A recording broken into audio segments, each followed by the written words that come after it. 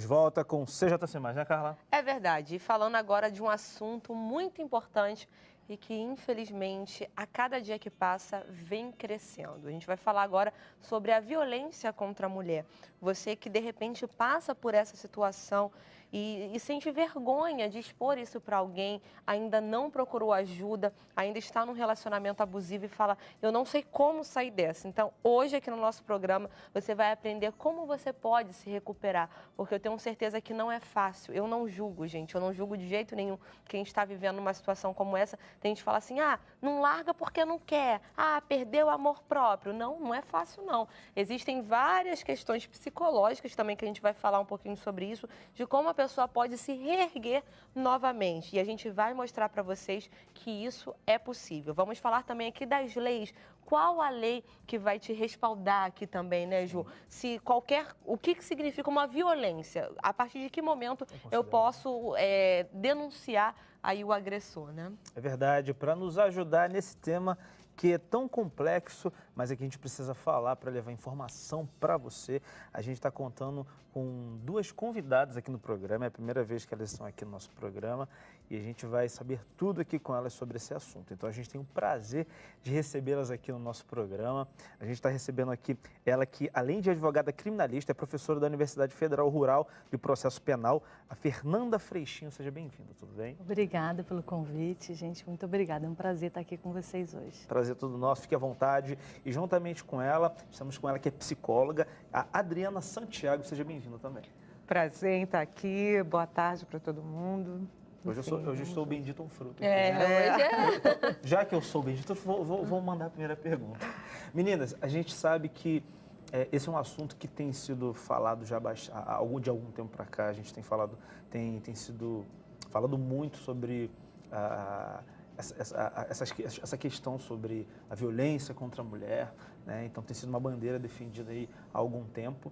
Mas vocês acham que como esse assunto tem estado na mídia, né? Existe aí vários movimentos, né, em relação a esse assunto para trazer mesmo a conscientização.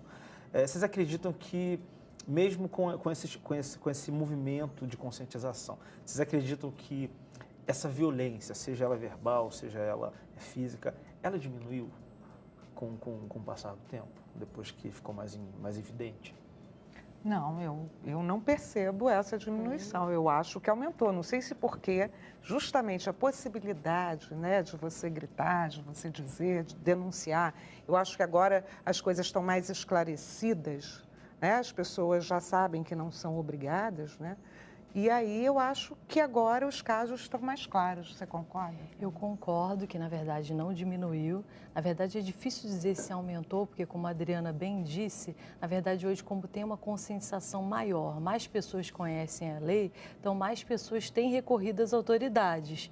Então, na verdade, a gente tinha um fenômeno que a gente chama no processo penal anti-cifra oculta, que era a diferença entre os crimes que ocorriam e os crimes registrados, que nesse tipo de crime era muito alto, porque a mulher, em geral, ficava calada por medo de recorrer às autoridades, por medo de como o agressor poderia resistir. Hoje em dia, até interessante, o Instituto Patrícia Galvão já fez uma pesquisa desde 2013 que identificou que 98% das mulheres atualmente na zona urbana já têm conhecimento da lei, o que é uma coisa positiva. Embora muitas mulheres ainda não tenham coragem de tomar uma atitude, elas têm conhecimento da lei.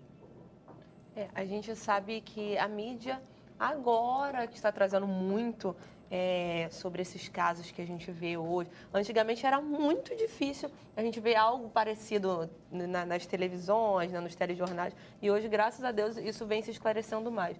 Mas vamos lá, eu quero saber, que muita gente às vezes tem a dúvida, a partir de que momento eu posso já denunciar? A partir do quê? Das palavras, da agressão verbal, ou somente na agressão física?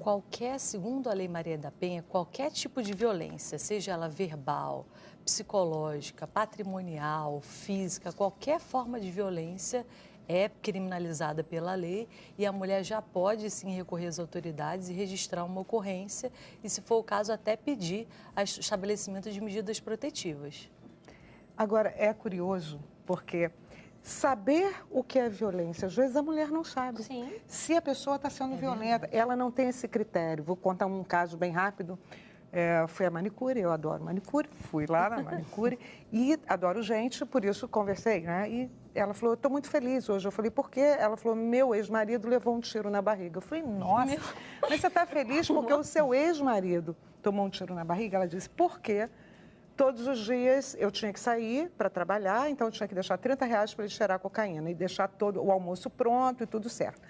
Quando eu voltava do trabalho, se ele não gostasse de qualquer detalhe, ele me espancava. Está vendo? Isso aqui é uma marca de soco, isso aqui foi uma facada que eu levei. Isso aqui foi... E ela começou a me mostrar as marcas desse relacionamento, até que eu perguntei, fiz a pergunta que não quer calar, quanto tempo você viveu com esse homem? E ela disse, 10 anos. E aí, eu falei, por quê? Ela disse, porque eu não sabia que podia ser diferente.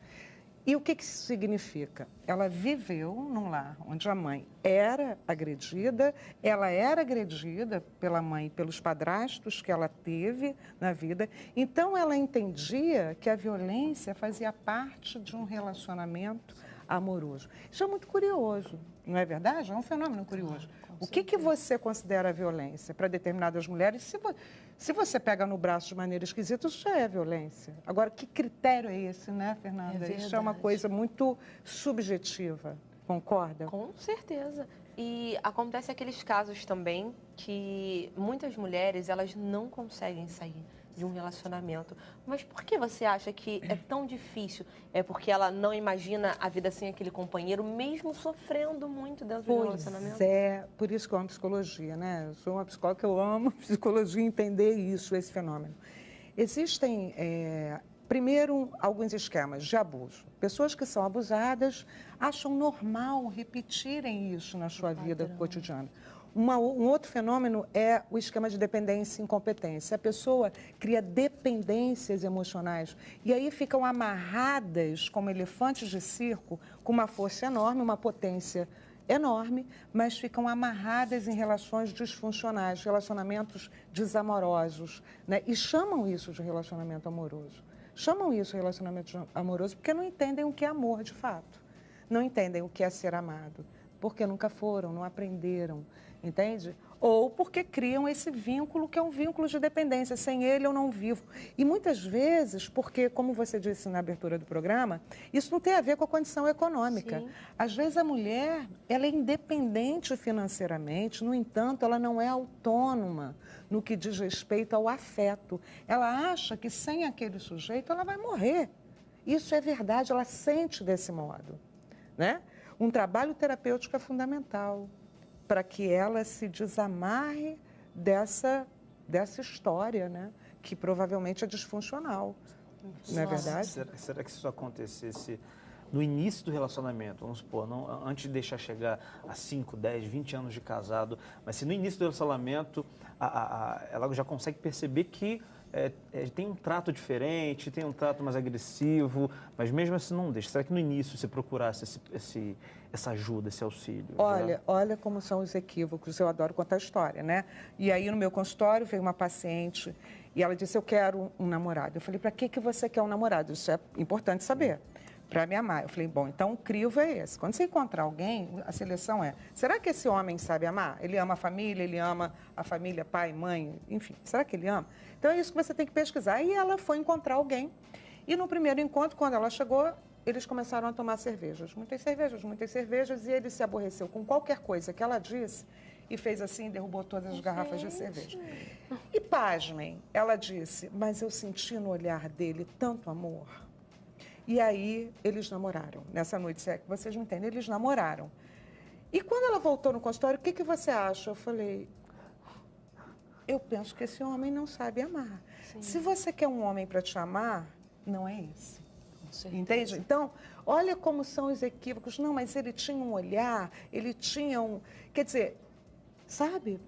Esse é um sinal, concorda? Que esse é um super sinal de que esse homem não serve para amar ninguém. Aliás, ele nem se ama. É a carência, Gente, né? Que a própria mulher também é machista. A nossa sociedade é machista, mas as mulheres também, infelizmente, muitas mulheres também são machistas. Então, elas não conseguem imaginar o universo, algumas mulheres, sem o homem. Elas precisam ter esse apoio, ainda que afetivo, como ela mencionou. Às vezes a mulher não depende financeiramente, não depende de nenhuma maneira, mas ela precisa de alguma maneira, até por ter tido uma criação também machista, ter esse tipo de convívio que às vezes não é saudável, como a Adriana disse no início. Às vezes ela também já foi criada dessa maneira e não vê nem como sendo um abuso, porque às vezes aquilo para ela é natural, porque ela percebeu aquilo a vida dela inteira. Já uma pessoa que não foi criada nesse contexto, qualquer coisa mais simples, como foi falado, ela já vai entender como um avanço. Quer dizer, então, na verdade, e ela também vai ter muito mais ferramentas para dizer não. E não, ao invés de aguentar calada ou não tomar nenhuma iniciativa, ou até mesmo dar um freio naquele relacionamento. E quanto à lei, né? As mulheres vão lá, denunciam e ficam com aquele receio. Meu Deus, o que será o que vai acontecer agora? Então, eu queria que você falasse aqui pra gente um pouquinho. A partir do momento que eu denunciei, o que acontece com o agressor? Então, ela vai primeiro registrar a ocorrência na delegacia pelo crime de violência doméstica, é um crime que a pena vai de 3 meses a 3 anos, e ela vai ter que dizer qual é a situação real. Ou seja, qual a gravidade da violência, se ela sofreu alguma lesão física ou qualquer lesão que deixe vestígio. Se tiver qualquer lesão que deixe vestígio, ela vai ter que ser encaminhada ao Instituto Médico Legal para fazer um exame de corpo de delito. E ela vai ter que dizer se ela está numa situação de risco de vida, se ela precisa ser afastada do lar ou que o agressor seja afastado do lar, se ela tem um medo de que o agressor chegue próximo dela. Então, dependendo do caso concreto, ela na própria delegacia vai poder requerer essas medidas protetivas.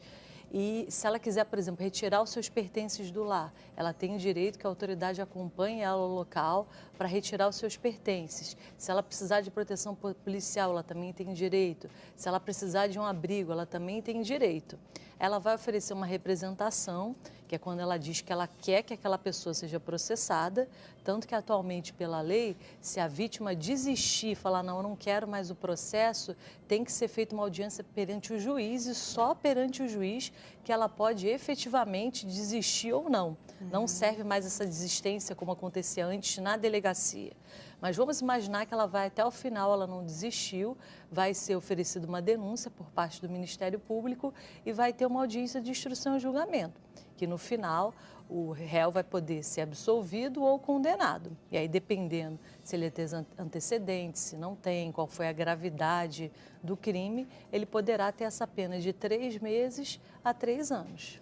E, doutora, geralmente esse processo, ele demora muito? Porque eu vejo que tem muitas mulheres que ficam receosas, né, de procurar, às vezes, a justiça, porque elas são ameaçadas, né, pelo agressor, e eles dizem, né, ó, se você me denunciar, eu vou atrás de você, te mato, mato você, mato sua família, e muitas ficam receosas por causa disso. Esse processo, ele demora muito, ele tem um tempo hábil para proteger essa mulher de um eventual ataque, de fato? As medidas protetivas são rápidas até serem deferidas, mas o processo em si, toda a tramitação do processo, infelizmente, demora. Um tempo médio no Rio de Janeiro, eu estimaria de 6 meses a 1 ano para o processo chegar até a sentença de 1º grau. Mas as medidas protetivas, em geral, são deferidas com a maior urgência. Até é importante mencionar, que eu não sei se vocês acompanharam, se os ouvintes acompanharam, que ontem o Senado aprovou um projeto de lei alterando a lei de violência doméstica, onde nas comarcas pequenas, porque em algumas comarcas não existe fórum, então, nessas comarcas pequenas, poderá a própria autoridade policial, em caráter emergencial, deferir essas medidas protetivas que depois serão homologadas pelo juiz, porque nessas comarcas pequenas demorava muito tempo e tinha esse problema da efetividade. Claro que esse projeto foi aprovado pelo Senado e ainda depende da sanção presidencial, se ocorrerá ou não. Mas se ocorrer, efetivamente seria algo que poderia gerar uma celeridade nessas comarcas menores nesses processos. E agora eu quero perguntar aqui para a nossa psicóloga também, em questão do agressor. porque a gente está falando aqui muito também da mulher, mas no caso dele, né? A mulher, vamos dizer que ela, não, mas eu quero continuar com ele. Tem esperança, que acontece, gente, acontece. Eu tenho esperança que ele vai mudar, né? Então, vou procurar ajuda. Aí procura você. Ó, é muito difícil um homem se abrir assim, né, gente? Mas vamos supor aqui. Ele, olha, eu preciso de ajuda, tal. Para um agressor chegar a fazer o que ele faz, é porque ele tem traumas no passado? O que você acha que acontece com uma pessoa assim? Um conjunto de coisas, né? Tem um temperamento agressivo, tem a modelagem, provavelmente teve um pai agressivo, viu a mãe ser agredida e, portanto, acha que isso é natural, né? E repetiu isso e, de certo modo, foi reforçado.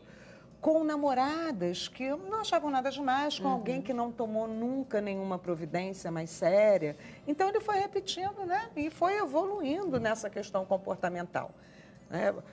Geralmente é um mal educado emocionalmente, é uma falta de educação emocional, ele não aprendeu a amar as mulheres, não aprendeu a amar direito. Muitas vezes tem raiva das mulheres, não podem assumir isso, mas tem raiva das mulheres, né? E à medida em que ele vai xingando agora tem jeito, as pessoas podem mudar, eu trabalho com psicologia, eu só posso acreditar nisso. Agora, só se ele quiser.